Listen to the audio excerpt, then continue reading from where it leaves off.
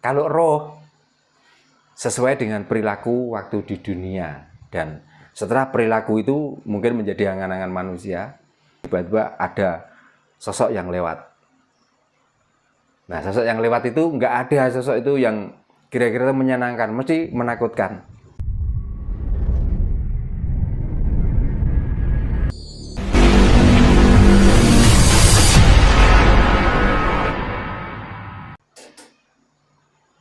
Itulah bukti kesuksesan orang yang sudah mati. Lah kita yang hidup ini lah sing kaken reko-reko.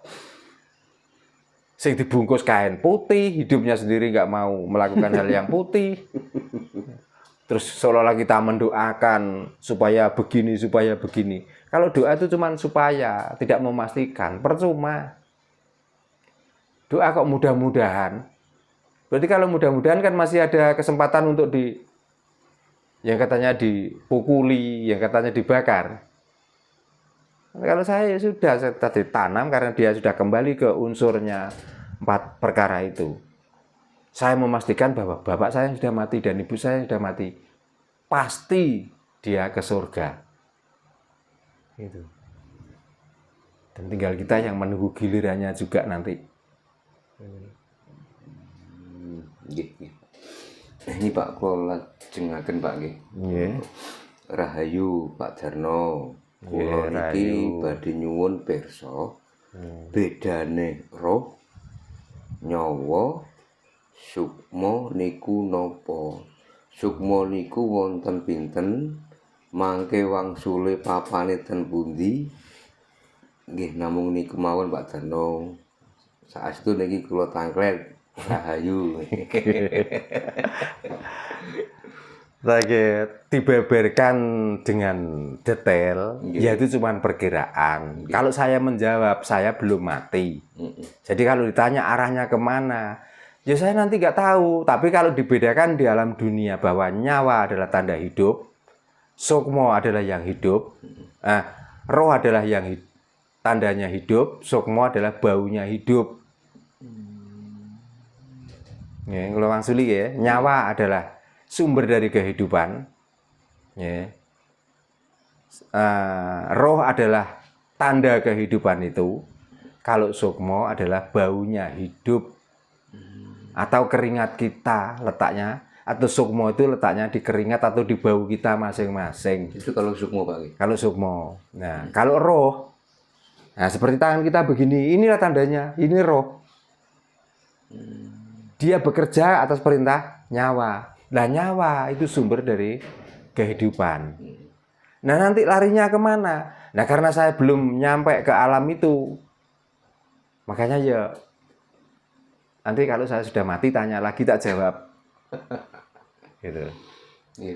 Bukannya nggak tahu, cuman ya ada memang rincian-rincian seperti itu. Tapi kan ya namanya pertanyaan yang sudah agak dalam. Apa ya pantas kira-kira pertanyaannya di WA terus dijawabnya di sini. Nah, kalau begitu seandainya ilmu itu bisa dicari dengan cara seperti itu, ya kita nggak perlu berguru, kita nggak perlu mendapatkan sertifikat dan lain sebagainya. Jadi maaf jawabannya cuma seperti itu. Berarti nyawa tugasnya untuk sumber hidup, ya, roh adalah tanda dari kehidupan di dalam hidup itu. Lah, sukmo adalah baunya hidup, termasuk yang keluar dari ketiak, keluar dari keringat. Makanya bukti apa? Anak kecil itu belum bisa melihat, belum bisa mendengar, ya belum apa-apa. Tapi dia sudah bisa menandai bahwa ini bapaknya, ini ibunya. Berarti dia memakai tanda apa? Tanda bau. Bau dari badan orang yang terdekat. Bukan menandai bapaknya, tapi siapa yang sering mendekat baunya seperti ini? Itulah dia cara untuk mengenali orang yang terdekat pada si bayi itu. Itu namanya sukmo. Berarti intinya semua itu yang berperan penting, yang mengendalikan tuh nyawa tadi Pak. Nyawa itu diberatkan presiden. Roh adalah gubernur. Ya. Terus sukmo adalah bupati. Dan dia masih punya andahan-andahan bawaan-bawaan lain lagi. Karena untuk menggerakkan jari ini kelingking dan jari manis itu udah beda. Emang roh. banyak. Itu roh gitu ya? Bukan. Bukan. Oh ya roh. Roh ya. Tentang roh ya. Itu. Tapi ini semua sumbernya dari nyawa. Karena nyawa adalah hidup. Kalau nggak hidup nggak bisa, sudah nggak bisa. Jadi roh pun nggak bisa bekerja tanpa ada nyawa. Jadi gini ya, roh itu nggak bisa bekerja juga tanpa ada sukmo. Ya. Terus roh bekerja karena adanya nyawa. Dan nanti nyawa ini juga akan kembali kepada roh lagi. Jadi dinamakan cokro magilingan atau trimurti. Tiga-tiganya itu akan menjadi kesatuan, yaitu hidup. Maka dari hiduplah timbul sifat, timbul zat, lalu sifat, lalu asmo, lalu apengal. Gitu. Dan itu nanti dikendalikan lagi oleh amarah, aluamah, subiyah, mutmainah. Dan itu lagi akan dikendalikan lagi oleh kakawah, ari-ari, getih, lan puser. Jadi masih banyak urean dari yang ditanyakan tadi. Tapi kalau nanti dibedah di sini, kan juga nggak pas lah Pak. Ya nggak pas lah. Paling tidak ya bagaimana supaya mengetahui itu ya Anda petoto kromone bagaimana gitu. Nah kan ada lagi Pak karena istilah roh gentayangan gitu.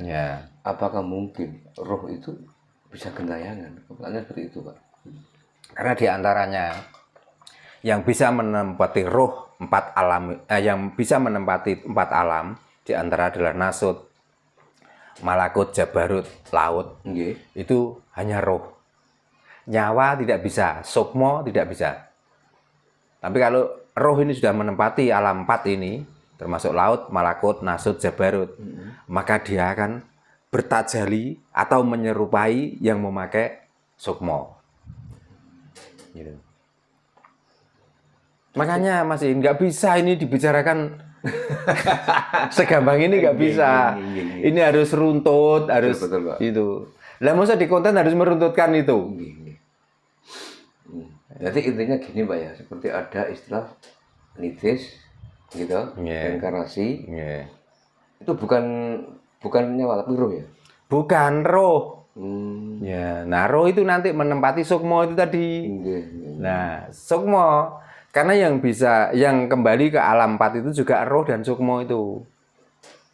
Contohnya gini, mempunyai keluarga sudah meninggal, 3 hari katakan. Walaupun bayangannya nggak ada, wujudnya nggak ada, tapi baunya masih ada. Itu lewat. Nah itu berarti unsur angin dan unsur api. Karena dengan bau itu akan mendirikan bulu kuduk kita dan kepala kita merasa kalau nggak dingin panas. Kalau roh sesuai dengan perilaku waktu di dunia, dan setelah perilaku itu mungkin menjadi angan-angan manusia, maka tiba-tiba dengan apakah itu halusinasi, apakah itu kenyataan, tiba-tiba ada sosok yang lewat. Nah sosok yang lewat itu nggak ada sosok itu yang kira-kira menyenangkan, mesti menakutkan. Itulah roh. Tapi kalau nyawa begitu sudah keluar ya sudah.